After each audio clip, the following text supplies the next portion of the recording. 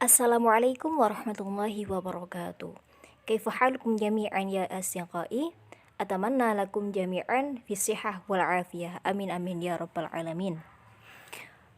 Dalam kesempatan kali ini kita bertemu lagi dalam mata kuliah Fikih Al-Lughah. Kami dari kelompok 4 yang beranggotakan Nurul Ma'rifah, Ani Amiratul Mukminah, dan Muhammad Arif Fauzi akan menyampaikan materi kita, yakni tentang variasi bahasa, ragam variasi bahasa Arab, dialek Quraisy, dan perkembangan bahasa Arab era klasik sampai era modern. Baiklah teman-teman semua, simak dan perhatikan penjelasan dari kami. Bila ada yang penting, silahkan untuk dicatat. Baik, di sini saya akan menjelaskan tentang variasi bahasa. Variasi bahasa adalah keberagaman bahasa yang digunakan oleh penutur yang beragam dan dalam situasi yang beragam pula. Variasi bahasa dari segi penggunaannya adalah variasi bahasa yang digunakan dalam situasi dan bidang tertentu. Tujuan dari mempelajari variasi bahasa Arab adalah untuk mengetahui makna yang tepat dan penggunaan bahasa Arab yang benar sesuai dengan konteksnya. Kemudian yang kedua yaitu ragam bahasa.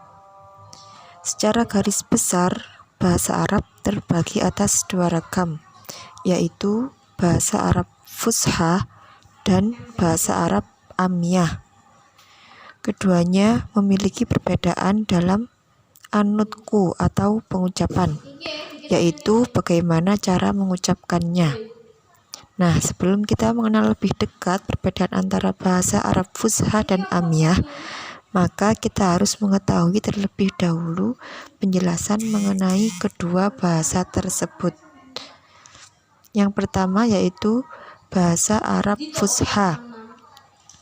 Bahasa Arab Fusha sering disebut sebagai bahasa Al-Quran atau Al-Arabi At-Turath Al-Lughah, atau bahasa yang sering dipergunakan dalam forum formal atau resmi. Biasanya ia dipergunakan dalam forum-forum resmi, bidang kebudayaan dan ilmu, bahasa puisi dan prosa, surat kabar, serta buku-buku. Menurut Emil Badi Yakub, bahasa ini dapat diklasifikasikan dalam dua tingkatan, yaitu bahasa Arab klasik yang digunakan dalam bahasa Al-Quran dan bahasa Arab standar modern yang digunakan dalam bahasa ilmiah. Yang kedua yaitu bahasa Arab ragam Amiyah atau Al-Amiyah Al-Arabiyah Al-Lughah. Bahasa Arab Amiyah adalah bahasa yang sering digunakan dalam aktivitas sehari-hari yang berbentuk non-formal atau informal. Nah, berikut ini contoh bahasa Arab Fusha dirubah menjadi bahasa Arab Amiyah. Nomor 1, Mas Muka dirubah ke bahasa Arab Amiyah menjadi Weishismak, yang artinya siapa namamu.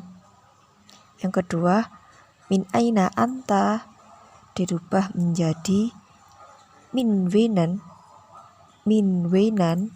yang artinya kamu asli mana. Yang ketiga, aina tadrusu dirubah menjadi wen tidrus, yang artinya kamu kuliah di mana. Nah, itulah contoh-contoh bahasa Arab Fusha yang dirubah menjadi bahasa Arab Amiyah. Baiklah, selanjutnya yakni dialek Quraisy. Dialek merupakan sebuah ragam bahasa yang lebih disenangi, lebih biasa dipraktekkan, dan lebih mudah diujarkan oleh individu-individu dari suatu komunitas bahasa tertentu dalam kehidupan keseharian mereka. Jadi yang dinamakan dengan dialek ini adalah sebuah ragam bahasa yang sering dipraktekkan, sering diaplikasikan oleh masyarakat dalam sebuah lingkungan tertentu.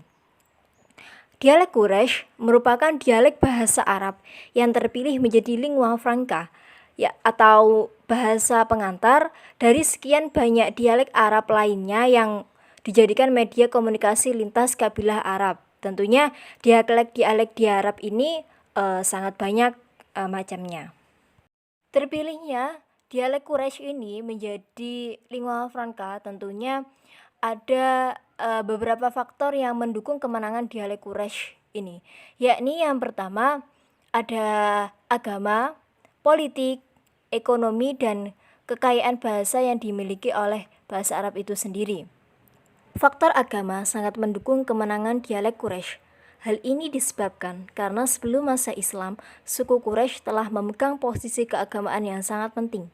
Mereka adalah tetangga sekitar Baitullah dan juga pengabdinya. Baitullah di pandangan kebanyakan orang-orang jahiliyah merupakan tempat yang suci. Mereka yang berasal dari suku yang lain datang berhaji di Baitullah, mengunjungi berhala-berhala mereka dan juga mempersembahkan kurban-kurban bagi Baitullah. Dengan posisi seperti ini, suku Quraisy memiliki kuasa agama terhadap suku-suku yang lain. Dalam faktor ekonomi pun memiliki peranan yang cukup penting. Quraisy menguasai sektor ekonomi. Di tangan mereka terdapat sebagian besar omset perdagangan di Jazirah Arab. Dengan membawa dagangan, mereka berpindah-pindah dari satu daerah Jazirah Arab ke daerah Jazirah Arab yang lainnya. Dari utara, yaitu di daerah Syam, sampai selatan ujung daerah Yaman. Mereka juga mengadakan perjalanan-perjalanan dagang pada berbagai musim. Pada musim dingin, mereka ke Yaman, dan pada musim panas, mereka ke Syam. Dengan kegiatan perdagangan ini, tentunya mereka memiliki kekayaan yang melimpah. Dengan adanya pengaruh keagamaan dan perekonomian tersebut, secara tidak langsung tentunya orang-orang Quraisy ini pun memiliki pengaruh yang cukup penting dalam hal politik terhadap daerah-daerah Arab lainnya pada masa jahiliyah. Selain itu, ada faktor yang paling penting, yaitu kekayaan bahasa yang dimiliki oleh dialek Quraisy itu sendiri. Dialek Quraisy adalah dialek bahasa Arab yang kekayaan bahasanya paling banyak, materinya paling melimpah, uslubnya pun paling tinggi. Dialek Arab yang paling sempurna dan paling fleksibel untuk diujarkan. Selain itu, dengan tersedianya banyak waktu untuk bercampur dengan dialek-dialek yang lain, ikut menambah kekayaan kebahasaan dialek ini berupa kosakata baru yang belum dimilikinya sebelumnya. Perkembangan bahasa Arab dari era klasik sampai sekarang. Timur Tengah merupakan primadona baru yang sedang merebut perhatian banyak di dunia. Karena Timur Tengah adalah kawasan bisnis baru yang sangat terbuka dan menjanjikan peluang serta prospek yang cerah. Dengan hal ini, negara-negara lain menyadari bahwa bahasa Arab selain bahasa Inggris adalah syarat utama komunikasi dan diplomasi. 1. Bahasa Arab era klasik. A. Periode jahiliyah. B. Periode permulaan Islam. C. Periode Bani Umayyah. D. Periode Abbasiyah. E. Periode abad pertengahan. 2. Bahasa Arab era modern. Bahasa Arab periode klasik.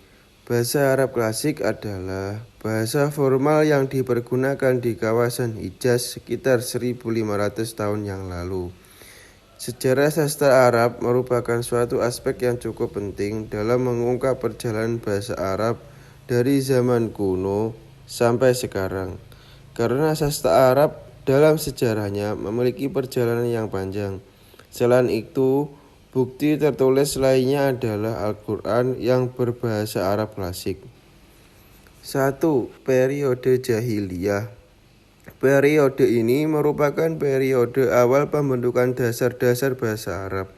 Pada periode ini, ada beberapa kegiatan yang sangat membantu perkembangan bahasa Arab, yaitu kegiatan di pasar Ukas, pasar Zuwal Majas, dan Majanah, yang mana di dalamnya terdapat perlombaan bahasa Arab antara kabilah Quraisy dengan kabilah-kabilah lain yang datang ke Mekah. 2. Periode permulaan Islam. Periode ini mulai terjadi asimilasi dan pembaruan yang memperkuat kedudukan bahasa Arab. Hal ini dikarenakan terjadinya perpindahan orang-orang Arab berbagai daerah baru, dan di sana mereka tinggal dan menetap di antara para penduduk asli. Sastra pada periode ini diawali dengan turunnya Al-Quran melalui perantara Nabi Muhammad SAW. Periode Bani Umayyah. Periode ini adalah periode yang paling gencar dengan sastra syairnya. Penyair menjadi penyambung lidah sesuai dan tujuan setiap golongan. Penyair bebas berekspresi dengan syairnya. Bahkan para khalifah Bani Umayyah memberikan perhatian lebih kepada para penyair. 4. Periode Bani Abbasiyah. Masyarakat Arab pada periode ini sudah berasimilasi dengan orang-orang asing dan berbaur dengan bekerja di lapangan. Mereka telah berkecimpung dalam peradaban dan kemodernan, sehingga hal itu juga berpengaruh pada bidang bahasa, baik puisi maupun prosa. Maka muncullah istilah Arabisasi, menggali hukum syariat dari Al-Quran dan menyusun ilmu bahasa Arab untuk menjamin keutuhan bahasa Arab khususnya Al-Quran.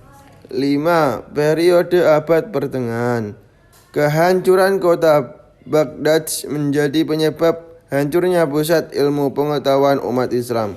Kejadian itu menyebabkan banyak ilmuwan Islam meninggal dunia dan para penyair lari ke Syam dan Kairo, yang mana pada akhirnya kedua kota tersebut menjadi pusat Islam dan bahasa Arab.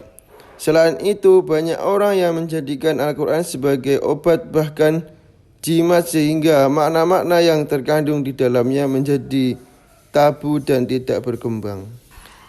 Bahasa Arab periode modern. Bahasa Arab Standard Modern MSA Modern Standard Arabic ini adalah bahasa Arab yang setara dengan bahasa Arab klasik dan merupakan bahasa resmi dari dua-dua negara Arab. Baik untuk percakapan maupun tulisan, perbedaan keduanya hanya terletak pada perbendaharaan katanya, di mana dalam bahasa Arab modern, perbendaharaan katanya mengikuti perkembangan zaman, sedangkan klasik mengacu pada adat istiadat lama. Pada saat ini, bahasa Arab sangat berpengaruh pada bahasa lain, seperti halnya yang terjadi dengan bahasa Eropa. Banyak kata-kata bahasa Inggris yang diserap dari bahasa Arab. Mungkin cukup sekian penjelasan dari kami kali ini. Apabila ada tutur kata yang kurang berkenan, mohon untuk dimaafkan. Semoga penjelasan kita kali ini bisa bermanfaat untuk semuanya. Syukron katsiran ala husni ihtimamikum. Akhirul kalam, wassalamualaikum warahmatullahi wabarakatuh.